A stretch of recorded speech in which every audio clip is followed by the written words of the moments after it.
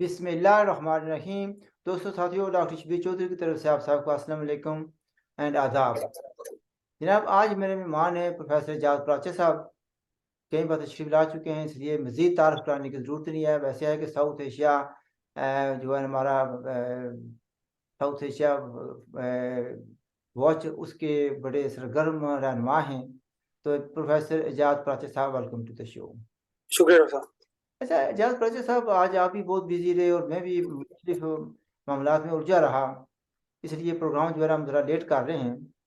तो मैं आपसे कुछ सवाल करना चाहता हूँ। असल में हमारे कुछ दोस्तों ने सवाल भेजे हैं, तो मैं चाह रहा हूँ कि अगर आप पसंद करें तो उस पर भी तबसरा कर लें। मसलन एक साहब कहते हैं कि नाम नहीं लूँगा, वो कहते हैं कि जनरल बाजवा साहब ने जो कुछ आमद मीर के प्रोग्राम में कहा है, या आमद मीर ने और नसीम ज़ारा ने जनरल बाजवा साहब के हवाले से कुछ कहा है, उस पर आपका क्या तबसरा है? और इसके साथ ही दूसरा क्वेश्चन ये था कि जो कि ISPR ने, यानी डायरेक्टर जनरल ISPR ने कहा है, उस पर भी आप अगर तबसरा कर दें तो फ्लोर इज योर्स। ठीक है, बिस्मिल्लाहिर्रहमानिर्रहीम। एक बात मैं साथ कहना चाहता हूँ, जो भी कुछ कहना आपने उस पूरी ज़िम्मेदारी से कहना है। कल ये ना कह देना कि जनरल बाजवा ने आपको कहा था कि ये कह दो और ये ना कहो। जो भी कुछ कहना आपने कहना है, ठीक है? ठीक है, तो डॉक्टर साहब, मैं कोई इमरान नियाजी हूँ कि अपनी बात करके पीछे हटूंगा या बाजवा पे डाल दूंगा वजन। अच्छा चलो ठीक।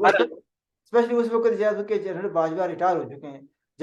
जब वो साथ थे तो उसको कहता था कि we are on the same page, we are very good friends हैं। चलो एनीवे, फ्लोर इज योर्स। बिल्कुल। और डॉक्टर साहब, बल्कि थोड़ा सा और ऐड करते चलूं, सिर्फ बात ये नहीं है, अभी पिछले दिनों उसने क्या कहा है कि बाजवा ने मुझे कहा था असेंबलियां तोड़ दी, हाँ, तो ये तो फिर दोस्ती पक्की थी ना। फिर चले बहरहाल। नहीं दोस्ती पक्की भी थी, लेकिन ये इल्ज़ाम भी लगा रहा है कि उसने कहा था। तो असेंबली तोड़नी जो है ना, ये तो वज़ीर आला का काम है, ना कि जनरल बाजवा का काम है, तो ना ही इमरान खान का काम था। एनीवे, ना आप बिल्कुल। तर्क कर लें। अच्छा, तो डॉक्टर साहब, अगर आप पूछना चाह रहे हैं जनरल बाजवा ने या उनके हवाले से जो बातचीत चल रही है नसीम ज़ारा और हामिद वीर वगैरह की, तो शायद आप ये पूछना चाह रहे हैं कि जो बाजवा ने एक स्टांस लिया था कि हम पाकिस्तान लड़ाई करने की पोजीशन में नहीं है इंडिया के साथ, और इस हद तक कि उनके पास मतलब फाइनेंस का भी इशू है और बहुत से और भी मसाइल हैं। तो इस हद तक उन्होंने गालिबन कहा था कि वो किसी की बात के टैंकों में तेल डालने के लिए पैसे भी नहीं है। सही है।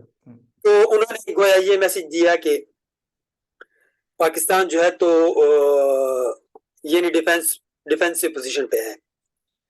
और उसी चीज को अगर अभी मौजूदा बयानात की रोशनी में देखें, जो मौजूदा एस्टेब्लिशमेंट या मिलिट्री एस्टेब्लिशमेंट कह लें या मिलिट्री की तरफ से जो बयानात आ रहे हैं कि वो ऑफेंसिव आ रहे हैं, तो डॉक्टर साहब ये तो शुरू से ही पाकिस्तान की पॉलिसी रही। पाकिस्तान की क्या, कि दुनिया में हमेशा यही पॉलिसी होती है कि वक्त के साथ साथ लोग बदल जाते हैं, लोग उनकी सोच बदलती है, लेकिन पाकिस्तानी एस्टेब्लिशमेंट की तो हमेशा से ये सोच रही है कि वक्त के साथ वो बदलते रहते हैं। असल में उसमें प्राची साहब, उसमें शायद जो जो जनरल बाजवा साहब ने कहा था, वो तो एक बात तो क्लियर होगी कि हम जो है ना हिंदुस्तान के साथ बाकायदा लड़ाई नहीं लड़ सकते। ठीक है, ये तो इनकी कंसिडर्ड पॉलिसी है सिंस 1970 डिफीट ऑफ 1971 कि बाकायदा लड़ाई को अवॉइड किया जाए। लेकिन जो पंगाबाजी है वो हम करते रहेंगे, जिसको प्रॉक्सी वॉर कहते हैं, वो करते रहेंगे, वो कर रहे हैं। लेकिन जब उन्होंने ये कहा कि हम हमारे टैंकों में तेल डलवाने के लिए पैसे नहीं, ये तो खैर वैसे उन्होंने वैसे कह दी कि कमजोरी दिखाने के लिए, वरना तो आपको पता है कि जो उच्चारी होती है उनके पास हर तरह का रिजर्व होता है, तो ये ऐसी बात नहीं है। लेकिन इसके साथ ही एक बात ये भी है ना कि ये उन्होंने कहा है, तो उसके बाद अगर आपको याद हो, इन्होंने डिफेंस में कुछ कटौती भी की थी जनरल बाजवा के दौर में। आपको याद है इस चीज की? बिल्कुल बिल्कुल डॉक्टर साहब। लेकिन देखिए डॉक्टर साहब, जैसे मैंने आपको बताया कि पॉलिसियां चेंज होती रहती हैं। अब चूंकि दुनिया के हालात बदल रहे हैं, और अब से नहीं बदल रहे, पिछले पिछले कुछ दिनों में बड़ी तेजी से जो तब्दीलियां आई हैं, स्पेशली अगर आप देखें कि कौन जो जो वाकयात हुए, जो कि हम कई बार दोहरा चुके हैं। पाकिस्तान ने असल में अपनी पॉलिसी बदली और पाकिस्तानी इस्टेब्लिशमेंट में बदली। जैसे हम कहते आए हैं कि जी इमरान खान को लाने वाला अमेरिका या यूरोप था या इंटरनेशनल इस्टेब्लिशमेंट थी, और अभी जैसे वो दावा करते हैं इम्पोर्टेड हुकूमत, तो वो ये नहीं कहता कि इनको अमेरिका लेकर आया है। थोड़ा सा वो बोला कि अमेरिका تو پھر امریکہ نے اس کو کہا کہ مطلب یقیناً ان کو پتہ ہے کہ اس کو لانے والا خود امریکہ تھا، تو امریکہ کو یہ چیز تو اچھی نہیں لگی کہ وہ یہ کہہ رہا ہے کہ ان کو، حالانکہ وہ نہیں لے کر آیا امریکہ، شہباز شریف یا پی ڈی ایم کی گورنمنٹ کو امریکہ نہیں لے کر آیا. ہاں آپ یہ کہہ سکتے ہیں کہ سعودی آشرواد ان کو حاصل ہے. چائنا، رشیا، سعودیہ، ایران، یہ بلاک. آپ سوچئے کہ جنرل باجوہ نے ریٹائرمنٹ سے پہلے امریکہ کو ٹرپ کیا کچھ حاصل کرنے کے لیے، لیکن جب اس کو وہ نہیں ملا تو پھر وہ سعودیہ گیا. تو سعودیہ نے اس کو جو بھی اعزاز وغیرہ دیے اور وہ دے کے اس کو گھر بھیج دیا سکون سے. اور آپ نے نوٹ کیا ہوگا جو پی ڈی ایم کے اوپر ایک کوشچن مارک آتا ہے کہ وہ باجوہ کو کیوں نہیں بولتے. تو آپ اس کو ایسے دیکھیے کہ سعودیہ نے جب اس کو خاموش، مطلب ایک اس کی عزت افزائی کی، تو گویا اس کی لب بندی کے لیے، منہ بند کرنے کے لیے کوئی ایسے اپوزیشن کے پی ڈی ایم کو ایسا کوئی رول دے دیا کہ آپ نے یہ سٹانس لینا ہے. جبکہ حقیقت یہ ہے کہ امریکہ یا یورپ یا آپ انٹرنیشنل اسٹیبلشمنٹ کہہ لیں، وہ پشت پہ کھڑی تھی عمران خان کی. آپ سوچئے کہ جیسے عمران خان کو ہٹایا تو امریکن جو افغانستان کے لیے ایمبیسڈر ہے زلمے خلیلزاد، وہ کیسے بول پڑا. اس نے زرداری کو چیلنج کیا، مسٹر 10% کہہ کر ٹویٹ کیا، اور اس مطلب سب پی ڈی ایم کے اوپر اس نے اٹیک کیا کہ عمران خان کو ریلیف دو. آپ سوچئے یہ زلمے خلیلزاد وہی بندہ ہے جب افغانستان سے روسی امریکن فوجیں نکل رہی تھی، نیٹو فوجیں، تو انہوں نے طالبان کو جب ہینڈ اوور کیا، دوحہ میں ایگریمنٹ سائن ہوا، تو اس میں زلمے خلیلزاد کے سائن تھے بطور گواہ کے. اچھا وہ ماضی میں بہت چلے گیا آپ پیچھے، لیکن نہیں، میں آپ کو بتانا چاہ رہا ہوں کہ وہ کیا کریکٹر تھا، اور جب وہ کریکٹر عمران خان کے حق میں بول رہا ہے تو آپ کڑیاں ملا سکتے ہیں کہ یہ آوازیں کہاں سے آ رہی ہیں، یا اس کو لڑنے والے کون تھے. آپ کو پتا کہ دیکھیں کتنے اس کے عمران خان کے جن کو پے کرتا ہے، کتنے جو ہیں لابنگ ہو رہی ہے، گروپس ہیں وہاں پر امریکہ میں، ٹھیک ہے. بالکل. کہ آپ کو یہ بھی پتا، اس کے ساتھ یہ بھی پتا ہوگا آپ کو کہ ایک ویری سینئر ڈپلومیٹ آپ کو امریکہ اسلام آباد میں فواد چودھری کو رات کے وقت ملا، کل رات کو، یعنی کہ اس کو سویا ہوا تھا، اس کو جگایا گیا. اس کی بڑی آخر کون سی آگ لگی ہوئی تھی کہ وہ انتظار نہیں کر سکتا تھا صبح کا. اس کے بھی جو لنکس جو ملتے ہیں وہ بیجنگ میں جا کر ملتے ہیں. وہاں پر جو پالیسیاں بنائی جا رہی ہیں، طے کی جا رہی ہیں. آپ کو نہیں سوری ڈاکٹر صاحب، آپ نے بیجنگ کہا، بیجنگ نہیں، واشنگٹن کیا آپ کہنا چاہ رہے تھے؟ نہیں. اس وقت پاکستان کے جو آرمی چیف ہیں وہ کہاں پر ہیں؟ واشنگٹن میں تو نہیں ہے نا، بیجنگ. ہاں وہ تو چائنا کے ہیں. وہاں پر جو کچھ ہو رہا ہے اس کے رد عمل یا اس کی وجہ سے ان کو جو پاکستان میں جو ان کو سینئر ڈپلومیٹ ہیں ان کو فواد چودھری سے رابطہ کرنا ہے، اور رات کو اس کو جگایا گیا. وہ کہتے ہیں کہ وہ جیسے نائٹ ڈریس میں وہ نیچے آیا، اتنی ایمرجنسی تھی. اچھا اس کو چھوڑتے ہوئے میں اس میں ایک بات یہ جاننا چاہتا تھا، جو آئی ایس پی آر کی بات ہے وہ تو آپ شاید اس کو بائی پاس کر گئے. دیکھیں بات یہ آتی ہے کہ آئی ایس پی آر نے جہاں بہت سی باتیں کی ہیں وہاں پر انہوں نے یہ بھی بات کی ہے جہاد فی سبیل اللہ. ٹھیک ہے، یہ بڑی امپورٹنٹ بات ہے کہ جہاد جو ہے نا پہلے انہوں نے شروع کیا تھا اکتوبر 1947 میں جموں کشمیر پر حملہ کرا کے. ٹھیک ہے، پھر مختلف ادوار میں ہوتا آیا، پھر اس کو جہاد فی سبیل اللہ کا ذکر جو ہے نا جنرل ضیاء الحق صاحب نے کیا تھا. پھر کچھ جو آرمی چیف ہیں اور آئی ایس پی آر کافی عرصہ خاموش رہا. ٹھیک، پھر جو ہے نا آج جو ہے نا کل چند دن پہلے انہوں نے پھر جہاد فی سبیل اللہ کا ذکر کیا ہے. میں یہ جاننا چاہتا ہوں آپ سے، آپ پاکستانی ہیں اور پاکستان کے معاملات پر گہری نظر رکھتے ہیں، انٹرنیشنل حالات کو بھی اچھی طریقے سے دیکھتے ہیں. کیا موجودہ حکومت جو ہے، موجودہ حکومت بیچاری نے کیا کرنا ہے، موجودہ جو آرمی چیف ہیں یا موجودہ آرمی اسٹیبلشمنٹ ہے وہ کیا جہاد فی سبیل اللہ شروع کرنے کا ارادہ رکھتے ہیں؟ اگر آپ کا جواب یس میں ہے تو کیا وہ جہاد پاکستان کے اندر ہوگا، باہر کسی طرف ہوگا؟ اچھا ڈاکٹر صاحب دیکھیے، سب سے پہلے تو میں آپ کو بتاؤں D G I S P R کے حوالے سے، تو ایک صحافی ہیں، ویلاگر ہیں، بلال غوری ان کا نام ہے. انہوں نے D G I S P R جو موجودہ ہیں ان کے بارے میں بتایا، چودھری صاحب کے بارے میں، کہ ان کے والد صاحب ضیاء الحق کے ساتھ ایٹمی پلانٹ میں کوئی سائنسدان تھے، اور انہوں نے ضیاء الحق کو مشورہ دیا تھا کہ ہم بجلی پیدا کریں گے جنات کے ذریعے. ماشاءاللہ. یہ بلال جنات اتنے طاقتور ہوتے ہیں تو بجلی پیدا نہیں کر سکتے، ایسی کیا بات ہے؟ یہ بلال غوری نے یہ بات کی کہ ان کے والد نے، اور یہ آن ریکارڈ بات ہے، یہ ہو چکا ہے. اچھا اب یہ صاحب آئے ہیں. اچھا تو اب سوچئے، ایک منٹ بات سنیں. اچھا یہ آپ مانتے ہیں کہ حضرت سلمان کے دور میں انہوں نے جنات سے کام کرایا تھا اور وہ بہت سی چیزیں انہوں نے تعمیرات کی ہے؟ میں اس مسجد میں بھی گیا ہوں جہاں پر وہ کہتے ہیں کہ یہ جنات نے تعمیر کی ہے. اگر اس دور میں کام کر سکتے تھے تو جنات اس دور میں کیوں نہیں کر سکتے؟ ڈاکٹر صاحب دیکھیں یہ تو ڈفرینٹ ٹاپک ہو جائے گا، اس طرف ہم نہیں چاہتے. میں آپ کو ایک بات بتا رہا ہوں. چلے وہ تو پیغمبروں کا دور تھا، اس دور میں تو کچھ ان ادوار میں تو کچھ بھی ہو سکتا تھا، یا پیغمبر تو کچھ بھی کر سکتے تھے. ہم ان تفصیلات میں نہیں جاتے، لیکن ہم حقائق کی دنیا میں رہتے ہوئے بات کرتے ہیں. کیا آج کے دور میں ایسا ممکن ہے کہ جنات سے بجلی پیدا کی جائے؟ اس بات پر آئینہ کیونکہ ٹائم ہم نے بہت سا ضائع کر دیا ہے، ضائع تو نہیں کیا لیکن ہم نے ہلکے پھلکے انداز میں بات کی ہے.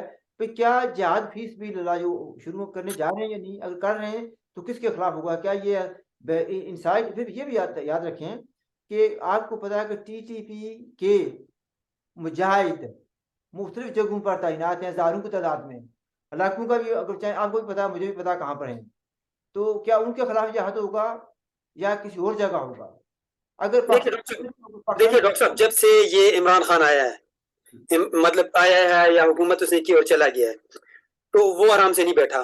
بذات خود عمران کوئی اتنی بڑی مخلوق یا اتنی بڑی کوئی چیز نہیں ہے. سچی بات یہ ہے کہ کل تک اس کی ایک سیٹ نہیں تھی، وہ بھی مشرف کے حوالے سے کسی طریقے اس کو ایک سیٹ دی گئی، اور وہ اتنی کوئی بڑی چیز نہیں ہے. یہ دراصل اور اس کو جب اتنی سیٹیں ملی اور وہ 4 سال کاٹ گیا، حکومت کر گیا، اور ابھی وہ اتنے چیز سے چلاتا ہے، گو کے سر پہ بالٹی لیے پھرتا ہے.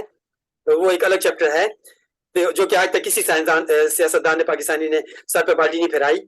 تو لیکن یہ اس طرف اشارہ کر رہا ہے کہ اس کے پیچھے کوئی ہاتھ ہے. آپ کوئی نئی چیز باتیں مجھے بھی تبصرہ کرنا پڑتا ہے.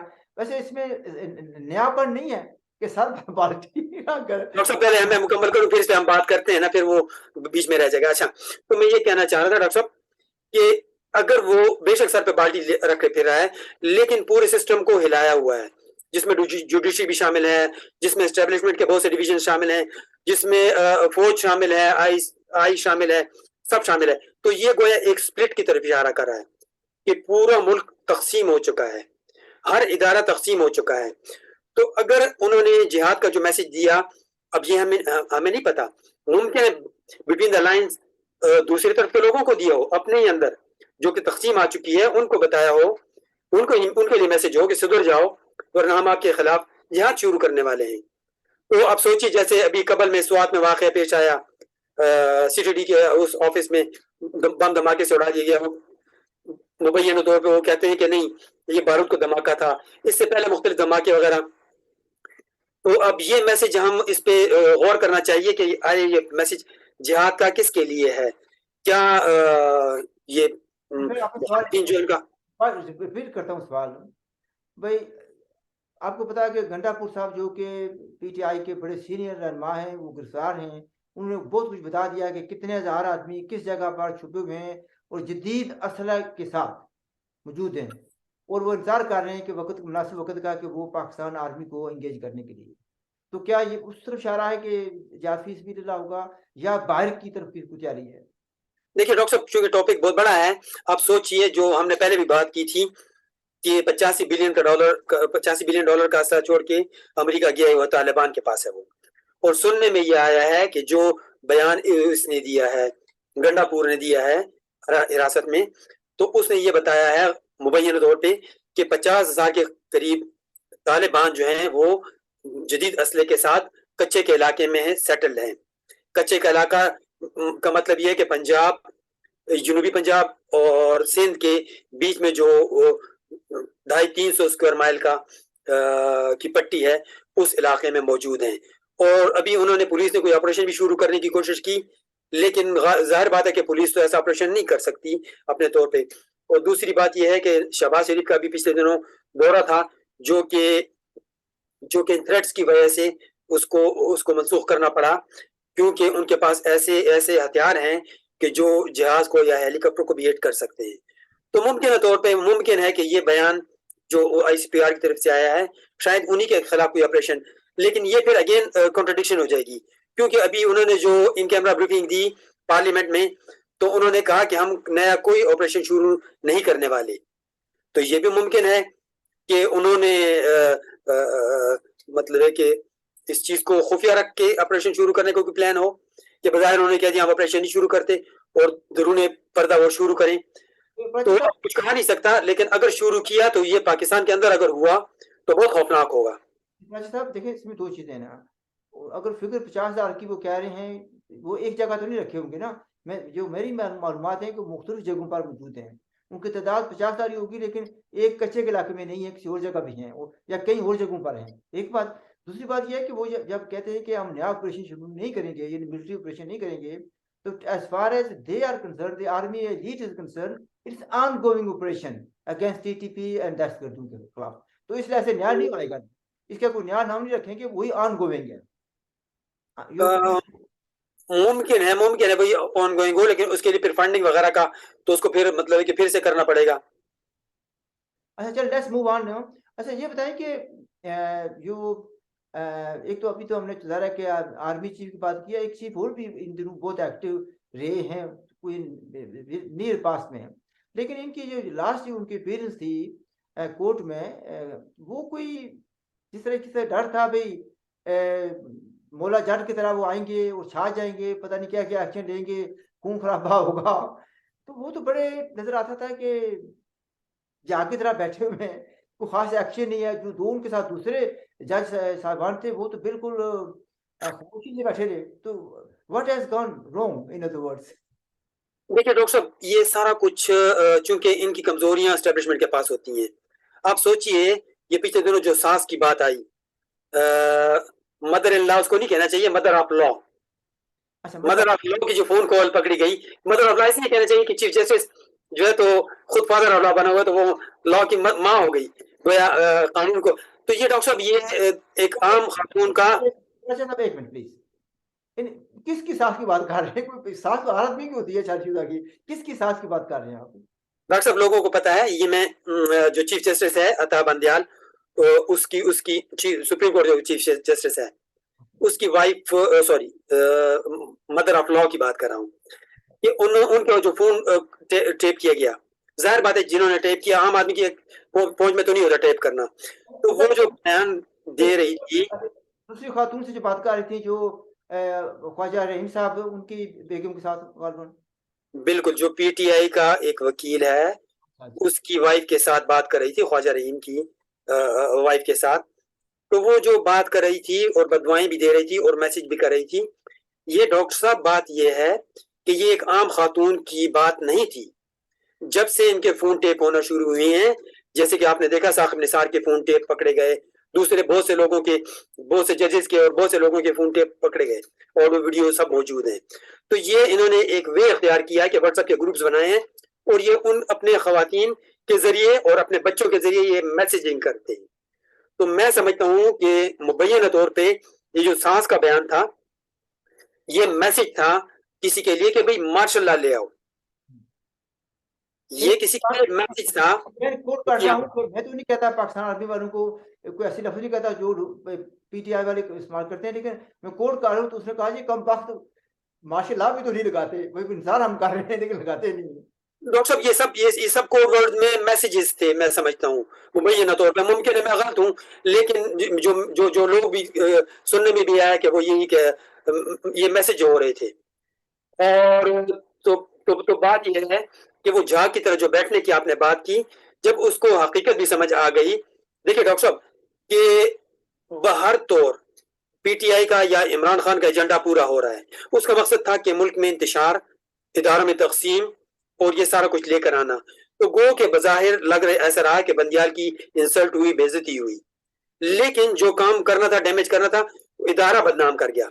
بندیال تو بھول جائے گا، جیسے ثاقب نثار بھول گیا، جیسے کھوسا بھول گیا، بہت سے لوگ بھول جاتے ہیں، لیکن ادارے کو جو ڈیمیج ہوا وہ جاری رہے گا، وہ چلتا رہے گا. جو دھڑے بندیاں باقاعدہ آپ نے نہیں سنا ہوگا کسی ملک کی سپریم کورٹ میں کوئی کہے کہ یہ دھڑا بندیال کا دھڑا ہے دوسرے کا دھڑا ہے. لیکن اس ملک میں سپریم کورٹ جسے دوسروں کو انصاف دینا ہے وہ خود ایک دوسرے کا حق مارنے بے انصافی پہ تلی ہوئی ہے. تو اداروں کو بدنام کرنا اور توڑنا یہ ان کا ایجنڈا ہے اور وہ کیا. آپ کہہ رہے ہیں کہ اس کا مشن جو ہے عمران خان کا یہ تھا کہ سارے اداروں کو تباہ کرنا اور متنازع بنانا. تو وہ تو اپنے مشن میں کامیاب ہے اس لیے کہ سپریم کورٹ کے ججز کو بھی تقسیم کر دیا گیا. اور یہ کتنی بری بات ہے. اگر آج سنا تو جا رہا ہے کہ بندیال صاحب جو ہیں بیمار ہو گئے ہیں اور شاید لمبی چھٹی پر بھی چلے جائیں, شاید آپ نے بھی سنا ہوگا. تو اس کا اسی طریقے سے وہ چلے جائیں اور جو نئے صاحب ہیں وہ آ کر ٹیک اوور کر لیں. ڈاکٹر صاحب ان کے ملٹی آبجیکٹیوز ہوتے ہیں. ایک آبجیکٹیو, پہلا آبجیکٹیو تو یہ تھا کہ بندیال کو روکا جائے, اس وقت تک روکا جائے جب تک کہ, کیونکہ ستمبر میں دونوں ریٹائر ہونے والے ہیں, یہ الوی بھی جو پریزیڈنٹ ہے پاکستان کا اور چیف جسٹس بھی ریٹائر ہونے والا تھا. تو چیف جسٹس کو شاید یہ دلاسا لوگ سننے میں آیا ہے, ممکنہ طور پہ یہ بتایا گیا تھا کہ آپ کو پریزیڈنٹ بنایا جائے گا, اور وہ اسی سلسلے میں ممکنہ طور پہ اس کو ریلیف بھی دے رہا تھا, اس کو گویا الیکشن کے لیے بھی زور لگا رہا تھا اور سب کچھ مطلب فیور دے رہا تھا پی ٹی آئی کو. لیکن اب صورتحال مجھے لگتا ہے کہ چینج ہو گئی ہے. وہ چینج ایسی ہوئی ہے کہ اگر بندیال چھٹی پہ چلا گیا ہے اس کا مطلب ہے کہ گویا اس نے دوسرے لفظوں میں اس نے سرنڈر کر دیا ہے. اور اب جو ہے تو الیکشن والا چکر, اور یہ الیکشن کے متعلق تو میں نے آپ کو بہت پہلے بتا دیا تھا کہ الیکشن نہیں ہونے والا, اور اگر ہوگا تو انارکی ہوگی, اور فوج نہیں چاہتی کہ انارکی ہو. اچھا, تو پھر آپ کیا سمجھتے ہیں کہ یہ جو بات ہے سچ نظر آتی ہے کہ بندیال صاحب خدا حافظ کر کے کہتے ہیں کہ جیسے کہتے ہیں نا کہ جو عزت رہ گئی ہے یا عزت سے چلے جائیں, اچھا چھٹی پر چلے جائیں کہ آپ صحت خراب ہو گئی ہے, وہ سمجھیں گے کہ جو کچھ ہم نے کرنا تھا کر دیا ہے, دیٹ از سفیشینٹ, اور اب ہم ریٹائر ہو جائیں تو باقی جو پرکس ہیں جو بھی جو ہے ان کی لائف میں ہے جو کچھ کمایا انہوں نے, اگین لوگ اس باتیں کہتے ہیں جو کچھ کمایا اس کو انجوائے کریں. دیکھیے ڈاکٹر صاحب وہ بھی بات آپ کی ٹھیک ہے. بنیادی طور پہ ڈاکٹر صاحب سوچنا یہ چاہیے نا کہ جج کیا ہوتا ہے. جج کوئی چیز نہیں ہوتا, ایک وکیل ہوتا ہے جو کہ جج بن جاتا ہے گریجویلی کرتا ہوئے. بنیادی طور پہ مقدس ہوتا ہے ادارہ, سپریم کورٹ عدالت, وہ کرسی مقدس ہوتی ہے جس پہ اس کو بٹھایا جاتا ہے کہ آپ نے فیصلے کرنے ہیں. اب اس کا ساری چکرا جائے تو پھر بندہ کیا کرے. میں آپ کو ایک چھوٹا سا واقعہ بتاؤں, کافی ٹائم تو زیادہ ہو گیا ہے لیکن میں آپ کو ایک بات بتاؤں. بچپن میں ہم سنتے آتے تھے کہ ایک عورت کسی اپنے شوہر کو لے کر گئی عدالت میں اور کہا کہ اس کو یہ نشئی تھا اور اس کو کسی نے اینٹ مار کے ہلاک کر دیا ہے. تو چاہے نشئی تھا بے شک لیکن شوہر تو تھا اس کا. تو اس نے جب اس کو دعویٰ کیا تو جو جج تھا اس نے کہا کہ یہ کس نے مارا, تو پکڑ کر لے کر اس مہمان نے اس کے ہاتھ سے اینٹ چھوٹی تو اس کے سر میں لگی, وہ مر گیا. تو اس نے کہا اینٹ کیوں چھوٹی, کہنے لگا فلاں عورت جا رہی جی خوبصورت کپڑے پہنے تو میری نظر اس پہ پڑی تو میرے ہاتھ سے اینٹ چھوٹ گئی. عورت کو پکڑا, اس کو کہا آپ نے کیوں ایسے کپڑے پہنے کہ بندہ مر گیا. اس نے کہا میں نے تو کپڑے بازار سے خریدے تھے. بزاز کو پکڑا, اس نے کہا میں نے رنگساز سے خریدے تھے. آخر میں رنگساز کو پکڑ کے کہا اس کو سزائے موت, اس نے قتل کا موجب یہ بنایا. جب اس کو پھندا ڈالا گیا تو پھندا اس کے گلے میں نہیں آیا. جج کو غصہ چڑھ گیا, اس نے کہا عدالت میں جتنے لوگ ہیں سب کا گلا چیک کرو, جس کے گلے میں آ جائے اس کو پھانسی دو. سب کا چیک کیا, کسی کے گلے میں نہیں آیا. جج نے سوچا, کسی نے کہا کہ جج صاحب سب کے گلے چیک کرے کسی کے گلے میں نہیں آیا, لیکن تو جج نے کہا لیکن کیا, کہنے لگا سوائے آپ کے. تو اس نے کہا چیک کرو. جب چیک کیا تو اس کے گلے پہ فٹ ہٹ گیا. تو پھر کیا تھا, انہوں نے کہا بس لگا دو پھانسی. تو عطا بنیال کے ساتھ غالباً ایسا ہی کوئی کھیل ہو گیا. اچھا چلو, اچھا یہ بتائیں کہ چلو پتہ نہیں کیا تھا, یہ تو آپ نے بات بیان کر دی ہے. تو مثلا یہ بھی خبر سنی جا رہی ہے کہ آصم منیر جو پاکستان کے آرمی چیف ہیں وہ چین سے واپس آ رہے ہیں. وہ کہتے ہیں کہ ایک جہاز اترے گا راولپنڈی میں اور اس کے بعد بلے بلے ہو جائے گی, وہ بڑی تبدیلیاں آ جائیں گی. کیا آپ سمجھتے ہو, کہتے ہیں کہ بڑا ایک ایجنڈا لے کر آ رہا ہے وہ. ڈاکٹر صاحب امکانات تو اس کے ہیں. دیکھیں سی پیک کو انہوں نے مفلوج کر دیا تھا. عمران خان نے سی پیک کو بالکل ڈیڈ کر دیا تھا, بیرونی ایجنڈے پہ کیا تھا, یہ بات بھی ہے. اب سوچیے کہ جو مراد سعید نے حرکتیں کی یا جو چائنیز کے اوپر اٹیکس ہوئے, مراد سعید نے کون سے رکھتے کی وضاحت کریں گے آپ, مراد سعید نے کون سے رکھتے کی. مراد سعید نے جو بیانات دیے نا کہ چائنیز کرپشن میں انوالو ہے پاکستان کی. چلیں ایسے چھوڑیں اس بات کو. اچھا یعنی میں نے یہ بھی سنا ہے کہ یہ جو آرمی چیف آ رہے ہیں کوئی 58 بلین جو ہے نا چائنا مزید انویسٹ کر رہا ہے پاکستان میں, اور بہت بڑا ایجنڈا. ایگزیکٹلی میں آپ کو یہ بتانے لگا تھا کہ ڈاکٹر صاحب دیکھیے, چونکہ وہ تو شروع میں جو 46 ارب کا وہ تھا سی پیک تھا, وہ تو over the period of time بہت زیادہ ہو گیا, اور ابھی جو ہے تو جو اس کو مزید اس میں بہت سے نئے پروجیکٹ شامل کیے گئے ہیں, اور ان کو چونکہ چائنا کو بھی سمجھ آ رہی ہے. ابھی میں نے آپ کو پہلے تو یہی تو بتایا وہ کہ چائنا جو میری کتاب تھی نیو راؤنڈ آف کیا نام تھا, گریٹ گیم, یاد ہے؟ ہاں جی میں نے ٹرین کا ذکر کیا تھا جو چائنا سے آئے گی تو گوادر تک جائے گی, یاد ہے؟ جی بالکل وہ سنا ہے, آج میں نے سنا ہے کسی جگہ سے, وہ کہہ رہے تھے کہ اب وہ جو 58 بلین خرچ کیا جائے رہا ہے یہ اس ٹرین کے لیے ہوگا جو ادھر سے چلے گی اور مختلف جگہوں سے ہوتی ہوئی یہ گوادر میں جا کر رکے گی. صرف یہ نہیں ہے کہ روڈ پر جائے گا, ٹرین بھی بن رہی ہے. ڈاکٹر صاحب اس سے دیکھیے کاروبار کے مواقع پیدا ہوں گے, روزگار لوگوں کے لیے بڑھے گا, پاکستان کی بھی ترقی ہوگی. مطلب یعنی لوگوں کو تو کنفیوز کر دیا تھا پیچھے گورنمنٹ نے,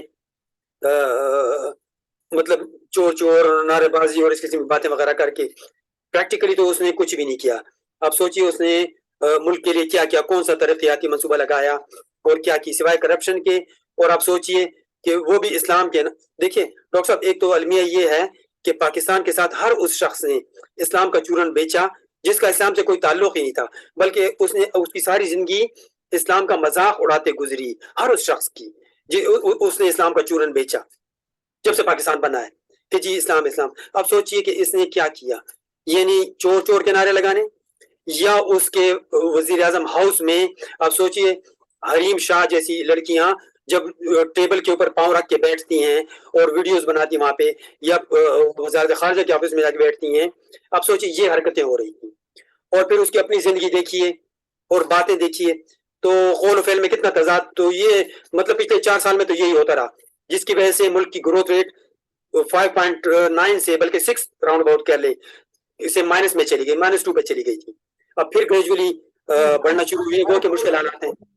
نیازی کے دور میں, یعنی عمران خان نیازی کے دور میں -4 پر گئی تھی. اچھا اینی وے, یہ جسٹ لاسٹ کوشچن, آج آپ نے پتہ نہیں دیکھا پروگرام یا نہیں دیکھا, بیٹھک جس میں مصطفیٰ نواز کھوکھر جو کہ سینیٹر بھی رہے ہیں اور چیئر بھی رہے ہیں, چیئر آف ہیومن رائٹس کے, سینٹ کی کمیٹی جو ہے نا ہیومن رائٹس کی, اس پر چیئرمین بھی رہے ہیں. تو وہ آج وہ کہہ رہے تھے کہ پاکستان از اے فیلڈ اسٹیٹ. وہ کہتے ہیں کہ all the ingredients are there. Your comments on that? Doctor صاحب میں تو اس کو نہیں سمجھتا ہوں. مصطفیٰ کھوکھر جس کی نواز کھوکھر جو کہ پنجاب کا پی پی کا صدر بھی رہ چکا ہے, تو اس کو غالباً پی پی سے نکالا گیا, پیپلز پارٹی سے زرداری نے نکالا اس کو, اور وہ میرا خیال ہے کسی بنیاد پہ نکالا کہ وہ اندرون خانہ کڑیاں ملا کے کہیں اور لائن سیٹ کرنے لگا تھا. تو یہ چند لوگ ہیں غالباً, ان میں جو ہے تو سابق وزیر اعظم نام مجھے یاد نہیں رہا, وہ بھی شامل ہیں, اور مصطفیٰ یہ محمود قریشی اور شاہ محمود قریشی, اور وہ جو وزیر اعظم رہ چکے ہیں خاقان عباسی غالباً, اور مصطفیٰ کھوکھر, نواز مصطفیٰ کھوکھر. یہ کچھ گروپ وغیرہ بنانے کے چکر میں تھے. تو ممکن ہے کہ اسی پالیسی اسی لائن آف ایکشن پہ چاہ رہے ہوں, اور جو ڈیفالٹ وغیرہ کی اور فیل اسٹیٹ کی باتیں کر رہے ہوں. تو ان یور اوپینین پاکستان جو گورنمنٹ ہے یا اسٹیٹ ہے, اس کو جو چیلنجز جو تھے وہ اب انڈر کنٹرول ہیں, اور Pakistan will survive as a nation state. نسبتاً کنٹرول ہے ڈاکٹر صاحب, لیکن اگر پاکستان اپنے ہمسایوں کے ساتھ اچھا تعلق رکھے تو اس کو کوئی پرابلم نہیں ہے, اور بلکہ ہمسایوں کو بھی چھوڑ دیں. ڈاکٹر صاحب اندرون خانہ معاملات آپ دیکھیے, اب ملک میں جو انتشار کی صورتحال ہے, کیا یہ ایران نے کریٹ کی, افغانستان نے کریٹ کی, یا انڈیا نے کریٹ کی؟ یہ تو ان کے خود اپنے کرتوت کی سزا ہے. عمران نیازی کو خود فوج لے کر آئی, اور فوج ہی ذمہ دار ہے اس کی. اسی طرح کے تمام کرائسس جو ہے تو ملک کے اندر ہوتے ہیں, مطلب ملک کے باہر کے بھی اثرات ہوتے ہیں, لیکن ایسا نہیں ہوتا. اور جنگوں کو بھی آپ دیکھ لیں, 4 جنگیں ہوئیں, کون سی کس بار ہمارے پاکستان کے اوپر حملہ ہوا؟ ہمیشہ ہی پاکستان نے اگریسو کیا, حملہ کیا. ہاں جو 71 کا تھا, اور وہ بھی ان کے لیے کوئی انہوں نے آپشن نہیں چھوڑا, تو انڈیا کے لیے تو جنگ ہو گئی. نہیں 71 کی بھی جو ہے وہ آپ پتہ ہونا چاہیے کہ مغربی پاکستان سے پاکستان نے اٹیک کیا تھا, ایک بار یاد رکھیں. اور وہاں پر جو مشرقی پاکستان میں بھی وہ پاکستان کا اپنا پیدا کرتا تھا, مختلف وہ واقعات تھے اس میں. Anyway we leave it at that. ناظرین آپ نے بات چیت سنی, ہم نے کوشش کی ہے کہ مختلف جو ٹاپکس ہیں ان کو ہم نے کور کرنے کی کوشش کی ہے بریفلی, اور ہلکے پھلکے انداز میں بات کی ہے. لیکن جہاں پر ہم چاہتے تھے کہ میسج جائے ریلیٹیو یا ریلیونٹ جو کوارٹرز ہیں وہاں تک میسج ہمارا چلا جائے گا, اور بات سمجھنے والے سمجھ جائیں گے کہ ہم کس جگہ کو ہٹ کرنا چاہتے تھے. وی لیو اٹ ایٹ دیٹ. ہماری طرف سے خدا حافظ, لک آفٹر یور سیلف.